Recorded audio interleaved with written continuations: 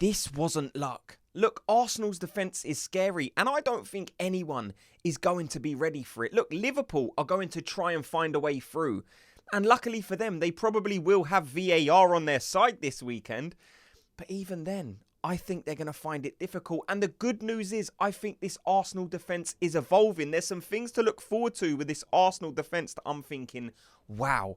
We're also going to be speaking about an Arsenal outgoing because there's rumours of this player leaving Arsenal. And if it does happen, I'm starting to think this is maybe one that could come back to bite Arsenal. Is it a deal that has to happen? Yes. But I want to speak about it. Before we get into it though, you know the drill. My name is Jed, and if you can help me out very quickly, just hit like and subscribe on this video.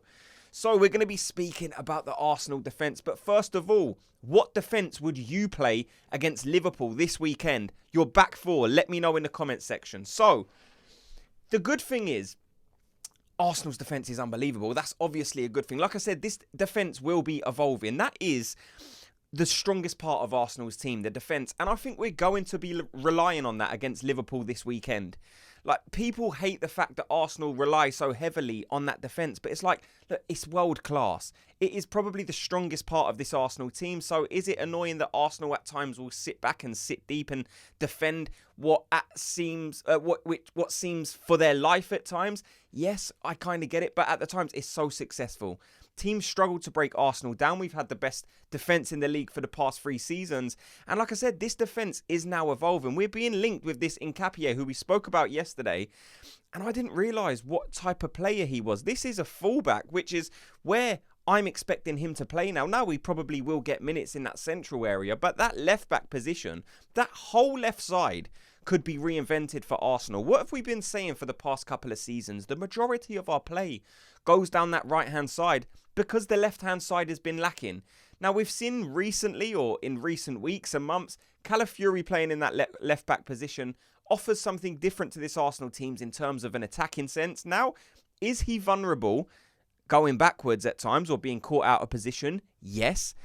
But with that left side, say if we get this Hincapié, you could then fill the left-hand side of Hincapié and Eze on that left wing. I think Eze is going to be being played centrally a lot in this team. But if he is the left winger, and maybe I get it wrong, can you imagine a new left side of Hincapié? After seeing him, this is a fullback who flies down the line. He's so quick and he whips balls into the box, which will suit our new number 9, Victor Gyökeres. If you could have Hincapié and Eze down that left-hand side, this could be a team that is as strong as each other on either side. That will be huge for just attacking teams. We won't be so predictable. You could go left, go right, and you will always have the same danger. You will always be dangerous in those attacking and defensive areas, which is so good.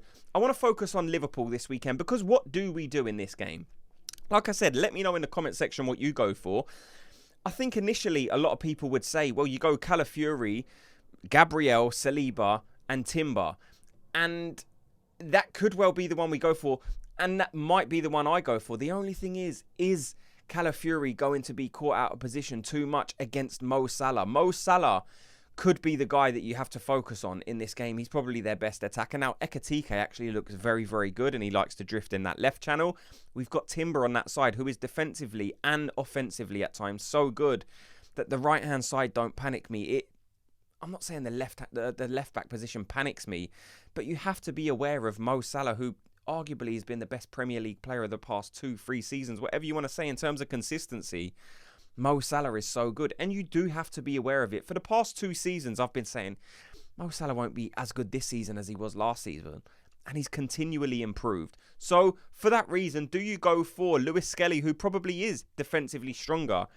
That is thinking about it. Look, my opinion's changing from day to day because one day I'm like, right, I want to play Calafiori because I want to attack the game. And now I'm sitting here thinking, maybe we do have to be slightly more realistic. Lewis Skelly probably is better defensively, so I probably would do that. And I'm not going to Liverpool in a negative mindset and saying, oh, we need to sit deep and defend. But we are at Anfield. There will be periods of the game where Liverpool will get on top of us. So it's just something we have to be aware of. Mo Salah's playing. So for that reason, right now sitting here, I go Lewis Skelly, Gabriel, Saliba, and Jurrien Timber. That back four is going to be strong. There will be times where this defense is tested in this game. This is not going to be comfortable. Like I said, I'm confident going into a game like this, but I'm not saying it's going to be comfortable. There will be periods where they are peppering our box, and I would imagine this Arsenal defence will stay strong, will stay solid, because that is just what we've come accustomed to with this Arsenal defence. It is so strong. Let me know your thoughts. Like I said, who would you put in defence? I also want to speak about Reiss Nelson going to Crystal Palace. On the surface, this seems like a good deal. £15 million seems cheap in today's market. Now, Reiss Nelson, if he moves to Crystal Palace, after 2 or 3 seasons, it wouldn't surprise me if someone comes in for a bid of over £50 million. I genuinely think he could go on to be that good. Now, he's not going to get that opportunity here at Arsenal, and rightly so. We have moved on from Reiss Nelson. There were periods in Reiss Nelson's young career where he was seen as the guy that would move into the seniors and be the most adaptable. He seemed like he had the highest ceiling, and it hasn't really worked out for him moving up into the seniors. I don't think he's a terrible player. Injuries haven't helped. Fulham were interested in him. He obviously had the loan spell at Fulham and it didn't really go to plan. He maybe looked good in patches. I've got a friend of mine who's a Fulham fan, and he said every time he saw him, he looked good. He just couldn't get that consistency going. Like I said, I wouldn't be totally shocked if Reiss Nelson goes to Crystal Palace and then he starts performing. He is a good player.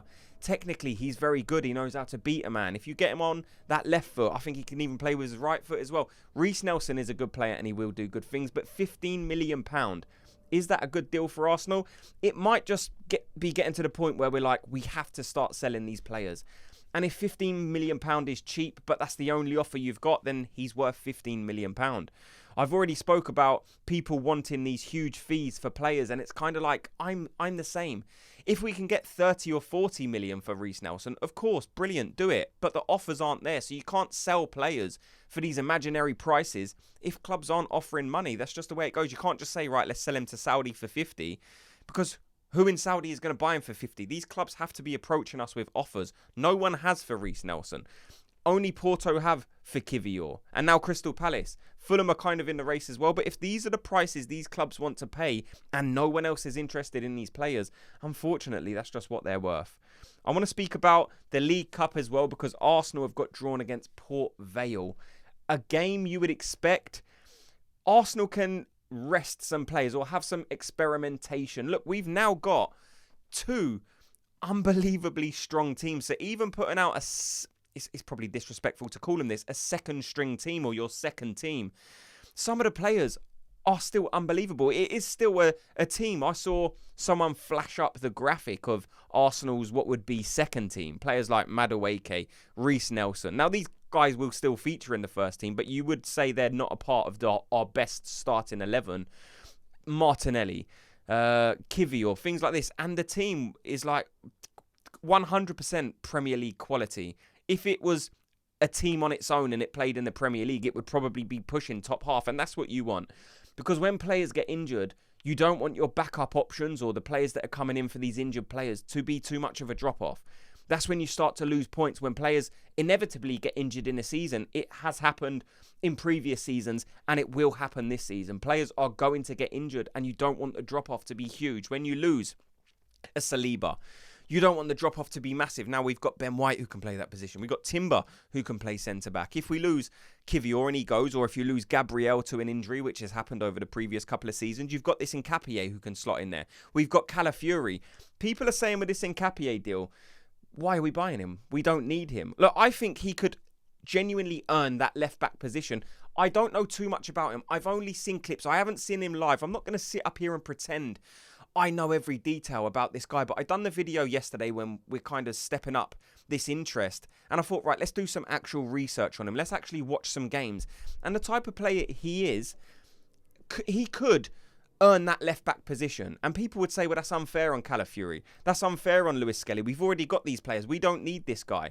And it's like, if we want to become the team that we all want to be, then unfortunately, some of our best players are not going to make it into that first team. You've just got to bring the players in, let Mikel Arteta make the choices, and if your favourite player is missing, well, then they're just not good enough to get in the first team. That doesn't mean they will never not be good enough.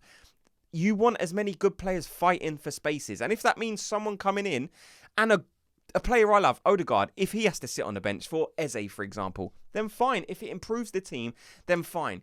Even if by some miracle, Madueke starts scoring hat-tricks in every game, playing on the right-hand side, and Saka comes back, you don't automatically put Saka, even though he's a fan favourite. And I use Saka because he's probably a lot of people's favourite player. But if Madueke is scoring 2-3 goals in every game, you don't drop Madueke for Saka.